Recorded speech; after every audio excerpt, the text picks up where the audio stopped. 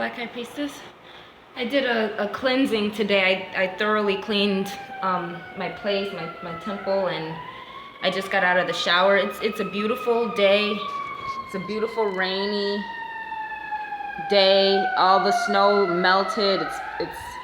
It's just really nice. It's like a spring day. It's like an April day, and it is got a little gloomy feel to it. So I had on some Shakira, Moscas en la Casa, just some Imagine Dragons. It's just one of those, days.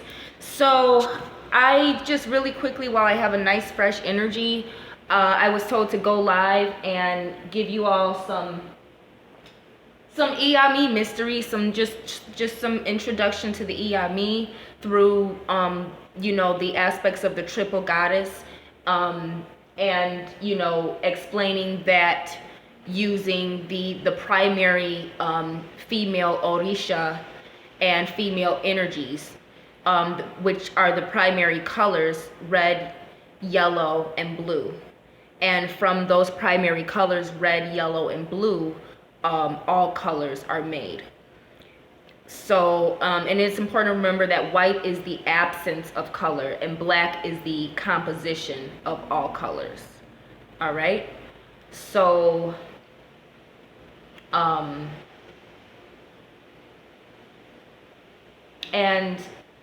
just really quickly, light is not the fastest speed. The fastest speed is darkness, because a black hole represents the gravity or the speed of darkness, which is gravity or the grave. And even light cannot escape a black hole. So light is not faster than the speed of darkness, because light cannot escape a black hole. All right? So getting into the mysteries of the Iyami, dealing with the black origins, or that source of mother mysteries. Iyami deals with, Iya means priestess, and Iyami deals with it's speaking of motherhood, essentially, and it's speaking of being a priestess of the mothers.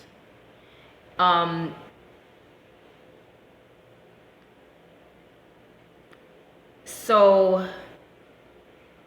talking about the mothers in the African spiritual context, it's talking about the women of power who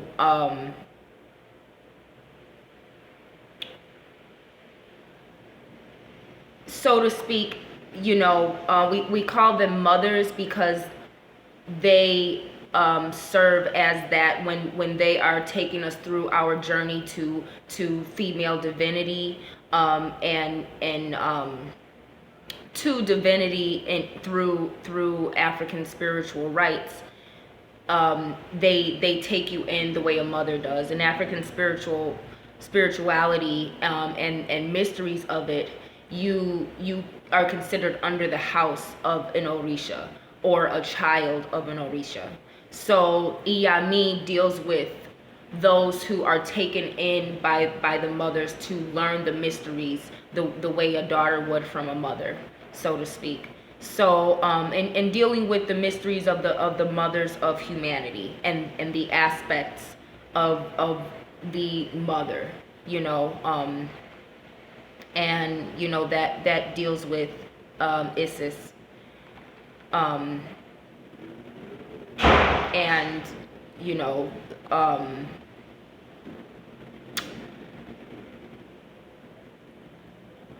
there was one more thing I wanted to say about the Iyami. Oh, the Iyami is it's like a sacred coven of mothers who hold mysteries, within the African pantheon, but also considered mysteries of other pantheons that deal with the rights of witches and the women of power. The Iyami also talks about women who rule the marketplace. And the idea of ruling the marketplace and having women rule the marketplace from an African proverbial perspective comes from the feminine principles that will make sure that a community is fed, as opposed to masculine principles that are designed to protect and provide, but not necessarily to nourish and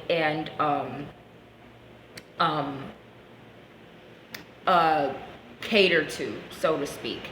It's a more independent energy that is very necessary, but is not conducive to the role that the mothers play in feeding, nurturing, healing, making sure that everyone's okay. That, you know, being that stone, so to speak, that strength or that backbone of a community, you know, and of a family unit. And a community is the same as a family unit, just at a greater scale. So Iyami deals with the covenant of the mysteries or the goddesses or the spirits, you know, that embody the powers that are endowed to witches or the Aj. You know, the Aj, AJE, you know, depending on how you spell it, with the accent or not, but the Aj represent the witches, the women of power within African spirituality, within, you know, certain traditions of it, who hold the mysteries of the Iyami, and who hold mysteries of witchcraft and how to utilize African spirituality in the way that a witch would. You know, more of a direct communication with ancestors and a direct relationship with the mysteries and embodying them. The Ajogun, really quick, would represent the warlocks or the men of power, would be considered Ajogun, and some men may be invited into the Ajogun by Papa Legba or by Ogun. So remember, we're talking about Aj Ogun, so that represents that father of war energy that warlocks or men of power have within our African spiritual heritage. So traditions are the ways that you practice certain customs, but the heritage means what you inherit from your bloodline genetically. So practicing a tradition or knowing about a tradition does not necessarily mean that you have inherited the right to utilize mysteries or inherited the bloodline traits that you're learning about, or, you know, embodying, practicing. That's where different levels of initiation, activation, and responsibility come in to play. So really quickly, I'm gonna just give you some basic mysteries of the Iyami to introduce you to them. We're gonna start with in the context of Virgin, Mother, and Crone. I just want to give you all a quick outline. So and we're going to talk about Mary, the saint, who would represent Ejuli or Easily or Erzuli, Erzuli or Zili, Ezili. You know, there's different ways, but we're talking about the Black Madonna. The Black Madonna that is worshipped in especially in France, but in different places of Europe, Germany, France, you know, different places, you know, within Europe, and Haiti or Haiti, in different places where they acknowledge the Black version of the Virgin Mary, who represents Ejuli, our sacred goddess, and that essentially is none other than Isis. But even, you know, we refer to her as Ejuli. in certain traditions. So Oshun would be the virgin aspect of this trinity. And a virgin is traditionally not a female who abstained from sexual intercourse or sexual activity, but a female who abstained from pregnancy. A virgin would be can be considered a younger female who would hunt, and that's why, and she was kind of a tomboy, so that's why she abstained from being pregnant, because she was a little more tomboyish and indulged in more masculine pursuits or activities. And a virgin could also represent the Vesta virgins, which originally a virgin and being the Vesta virgins were the sacred oracles whose sexuality was preserved for men of power, or to have sex with men of power or royals, mystics, to help these men or women through the sacred sexuality of the virgin or the oracle, help these men access different realms of consciousness, different dimensions, opening the third eye and things like that. So a virgin can also represent the Vesta virgin. So Oshun deals with that sexual energy that heals, through sexual expression and through embodiment of beauty and love. And, virginity represents youthful femininity, youthful, innocent, nymph-like expression of your sexuality, the way a little girl would express her sexuality in a very innocent way, but a very expressive and enthusiastic, flirtatious, coquettish, and sensual way. So when we're talking about Oshun, we're talking about La Caridad del Cobre, which is the saint of charity. But La Caridad del Cobre represents the golden goddess energy of Iyalorde. Iyalorde is the golden goddess, and she represents that gold energy, the most exalted aspect of Oshun.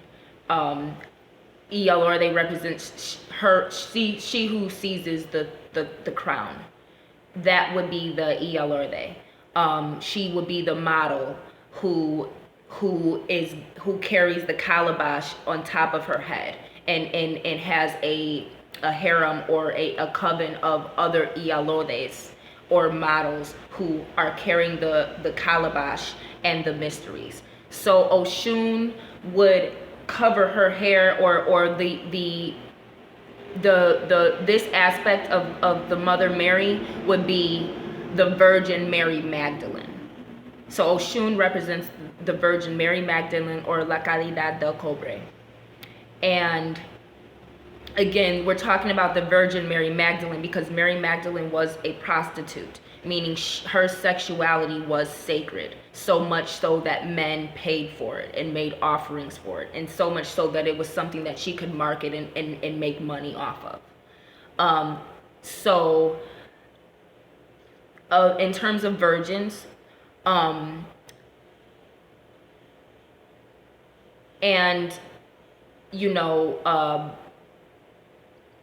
I have made some notes. The way a virgin would cover her head, because as women of power, we tend to cover our heads too for various reasons. So the way a virgin or an Oshun priestess would cover your head is to have a scarf but long, having your hair down and covering your hair while it's down, maybe even leaving some out, but just kind of wearing a scarf and just covering it in a very loose way, in a way that allows for movement and flowing. So And then I just wanted to check my notes real quick.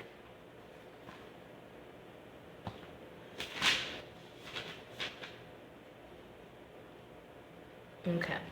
So yes, so that's what I would say about the Virgin, and things that that would represent Oshun is the calabash, because it represents um, maintaining mysteries. It represents the womb and being receptive and being able to maintain and hold those things. It represents the honey pot, which is, you know, that good Oshun sex, that good loving. It represents the honey pot. Oshun, you can offer honey. You can offer things that represent fans for the Iyalode, and gold. Evening primrose, you can deal with in terms of mysteries of Oshun, not just dealing with Oshun, but if you are Iyami and you are dealing with mysteries, she wants you all to know about evening primrose, and hyacinth. All right, so those are things that those daughters of Oshun, priestesses, Iyami, can understand. Moving along to the mother aspect of the triple goddess. This would be dealing with Yemaya or Yemoya, meaning her whose children are fish. And, you know, that deals with that divine motherhood energy. And Yemaya would represent Mother Mary, or Hail Mary, full of grace. And a friend of mine, Ashley Palmer, she years ago when I would drive a lot and I was driving people around a lot, you know, because I had a car. Now, I didn't drive Uber or anything, but, you know, I just, you know, when you have a car, you have more friends. When you can do things for people, you have more friends. But I have a friend who, she told me this, it's a little saying to help me find a parking space, because, you know, we would be driving around in the city trying to find a park, going to different events and things. And so you can say, Hail Mary, full of grace, help me find a parking space. And that will be dealing with that mother, that saint, and it works. So remember to say that, you all. I've actually given it to other people, and it worked for them too, so it definitely works. But moving along with Mother Mary, full of grace. So the grace deals with the Duafe of Yemoya, and her, you know, the Duafe representing the sacred comb, the most exalted qualities of feminine hygiene that represent the ideal wife and mother. And that is what Yemoya is. She represents the ideal wife and mother. The mystery of that is that Yemoya prefers to be a single mother. It's her preference. It is the way she operates. It's the way her feminine energy is most comfortable. And that is strongly connected to the Pisces woman and some of the typical characteristics of the Pisces female. Of course, we're not going to peg all women, you know, born, you know, between, you know, born in March, late February, March, into this category. But Yemoya kind of represents that Pisces female energy. She also represents the whale too, especially if you're dealing with the Congo energy or more Haitian traditional voodoo or African spirituality. She would be the whale. So the motherhood aspect is actually related to your ability to relate to a man and having your power come from being a wife and a mother, and what status that gives a woman in a community, in a society, and in a kingdom. It's strongly related to creating an heir to the throne and having that queen status, this mother status. It's strongly related to being a queen, and one of the roles of a queen is to produce an heir to the throne. So that's why Yemoya's aspect, the mother aspect, really is about the status that a woman achieves in society. And that's why Yemaya is represented by the peacock, because the peacock represents the highest status. And Yemaya is perfect. She's like Mary Poppins. So if we're talking about witches, the Virgin or Oshun would be related, and Oshun does have Ibu Kule, which is our witch mother. That is the witch aspect of Oshun. But in terms of witches, Oshun would be Beauty from Beauty and the Beast. That's who Oshun would be. Yemaya would be Mary Poppins. Perfect in every way. And since, she came from the sky, and she has dealing with that umbrella, which is a mixture between Yemaya and Oya. But that umbrella being able to control rain, specifically weather, not like wind the way Oya does, but rain specifically. And so Yemaya would represent that perfect, ideal feminine qualities in the eyes of a man and in the eyes of a society, and in the eyes of the Most High as well, so to speak. So the way a water witch, so to speak, or someone dealing with Yemaya would cover her head would be to put it in a style that's up, having a head wrap that completely covers your hair, and your hair is not seen at all, only the head covering, and typically having it in a top position or having a bun, so to speak, at the top here. That would be a way that a Yemaya woman would cover her hair. And it represents coming out of the water and then wrapping your head in a towel. And as we know, when you wrap your head in a towel after you come out of the water, you cover your hair completely. Especially if you have African hair, and you cover your hair completely so that towel can absorb the moisture. So that's why a woman would cover her hair that way. With the Virgin, the reason you want your hair flowing is because a lot of our power is in our hair, us virgins, just similar to Samson. It's one of those things. It's not that you don't cut your hair off and things like that, but that is a mystery. So I think that is things with Yemaya. You can offer her your yoni eggs. You can have things that represent a peacock or emblems of peacocks. Peacock feathers would be more for Oshun.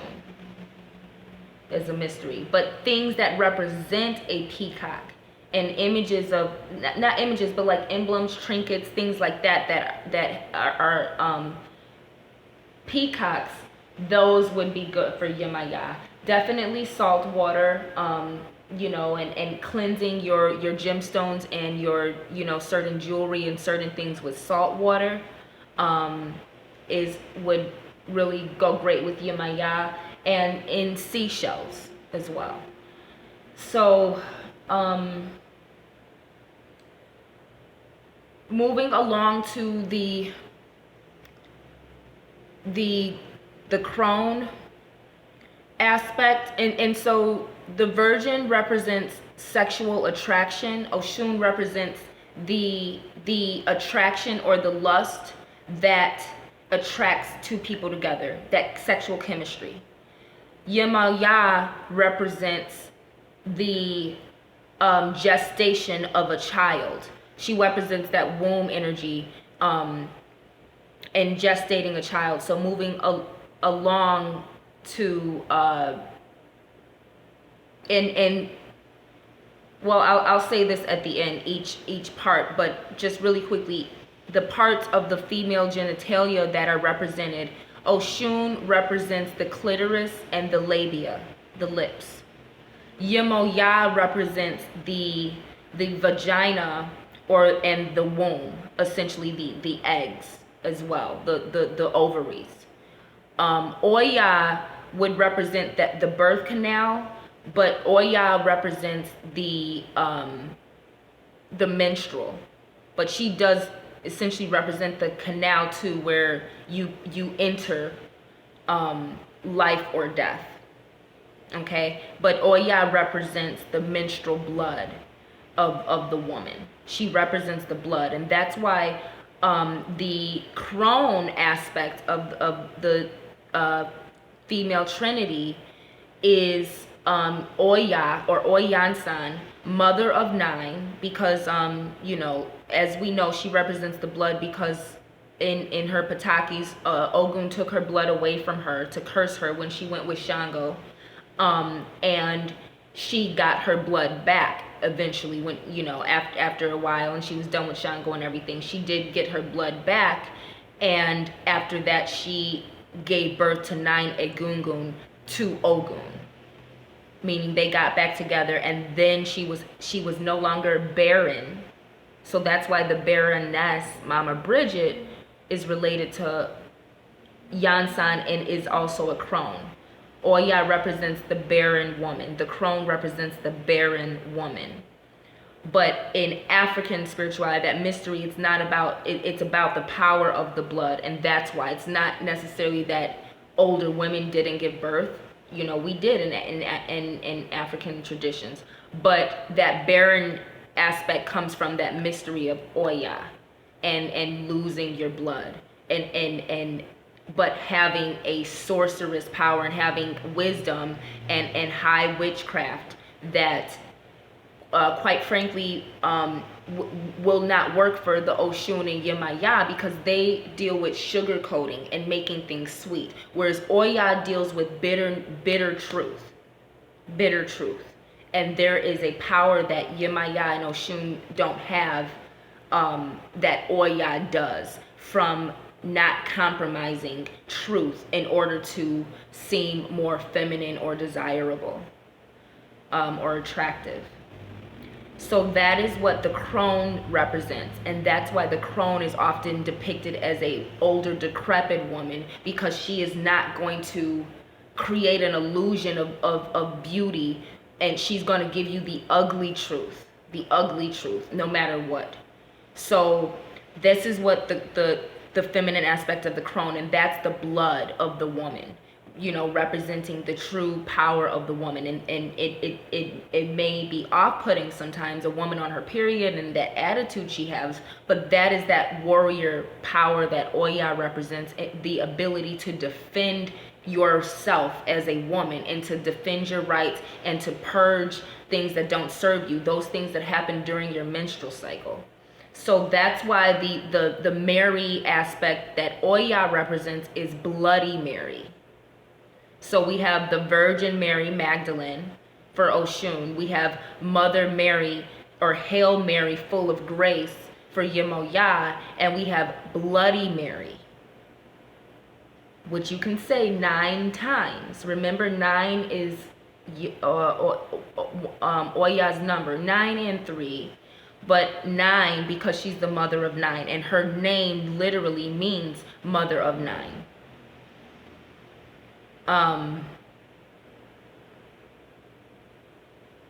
So, and I'm being told to, just like Yemoya means her whose children are fish, Oyansan means mother of 9. And it deals, Yansan is mother of 9. Oya deals with ripping and tearing, and how she has, it deals with her tornado energy and how she moves in a ripping, tearing, tempest energy. Oshun, I'm being told to talk about how it's a mystery that her skin glows, that she has a golden glow to her skin, and also dealing with the peacock who turned into the vulture, Ibukule. So Ochun deals with being the mother of witches, Yemaya, mother of fishes, Oya, mother of nine, mother of the Egungun, the ancestors. So for Bloody Mary, the way a Oya witch would cover their head is with the cone-shaped hat. The power of three. That's why I'm talking about three for Oya as well, because she represents balance. Balance of the graveyard, balance of justice and the justice system, and balance and the ability to deal out life or death through being a judge. So the cone-shaped hat represents the power of three, the rule of three, what ye sends forth comes back to thee, and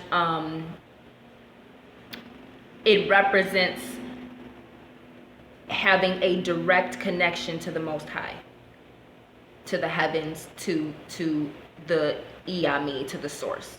It represents having that direct connection, and it's symbolic of having a pyramid on your head, or having, a pyramid represents that portal. Pyramids also were temples of the dead.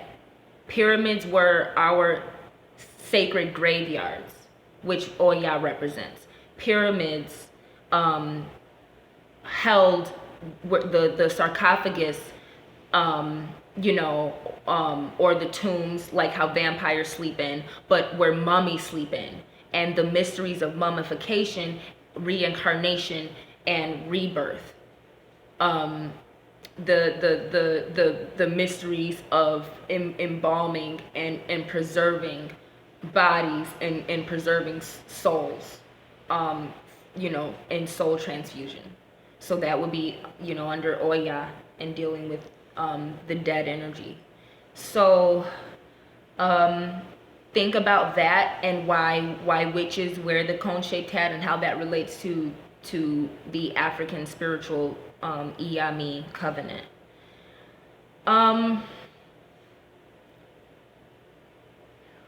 Things for Oya. Again, Oya can help you utilize your menstrual blood. And I'm not talking about that corny bullshit of putting your blood in spaghetti. That shit's corny as hell. You know what I'm saying? It's corny.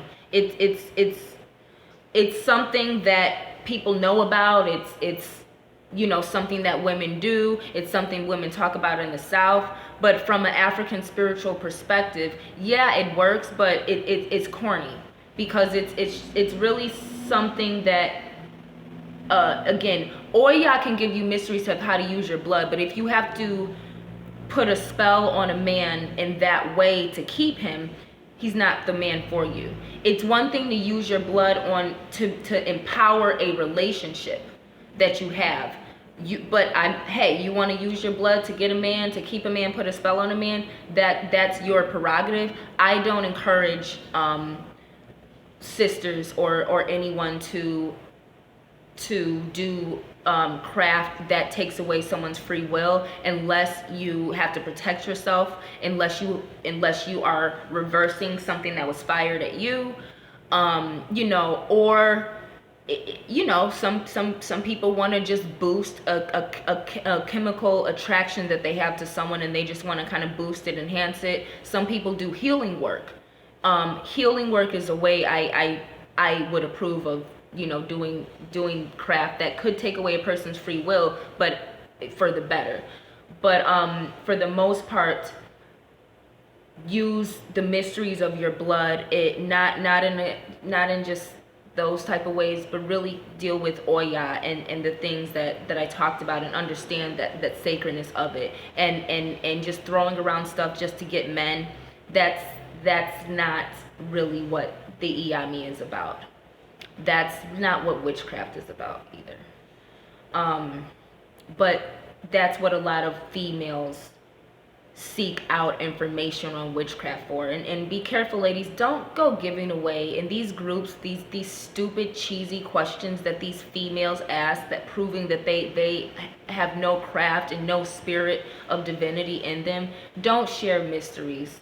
Don't answer their questions, and don't feed into this stuff that these witches are asking and talking about and stuff. It's you need to deal with real witches. Witches need to deal with real witches, not females asking you stupid questions that show that they're not a witch.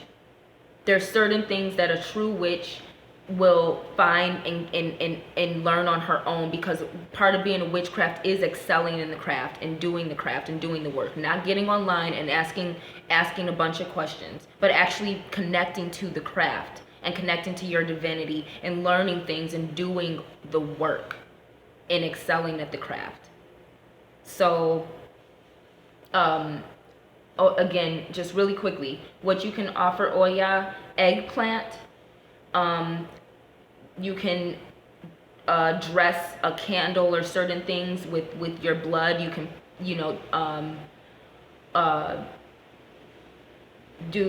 do certain things with that. You can make products for yourself with your blood. Just for beginning witches. And for Oya, okay, I'm getting she's telling me different hot sauces, different, she'll let you know, but there is a buffalo sauce, classico, so different buffalo sauces, because Oya deals with the buffalo, in terms of that. Oshun would deal with goldfish, the vulture. Yemaya would deal with peacock, fish. They both would deal with mermaids, but Oya would deal with the ram, or the buffalo more so. So buffalo sauce is something that you can offer to Oya as a mystery. And she does, again, deal with the color red. So Oshun deals with yellow, Yemaya deals with blue, and Oya deals with red.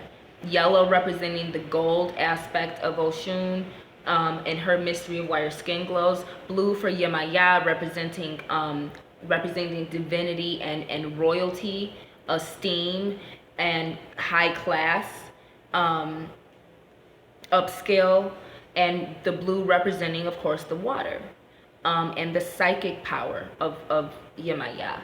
And Oya red because of blood, because of her dealing with the blood, the sacred menstrual, the sacred blood of the woman, and her being a warrior who does cause bloodshed and causes destruction, and utilizes that blood as a life force, or a judging force of life and death.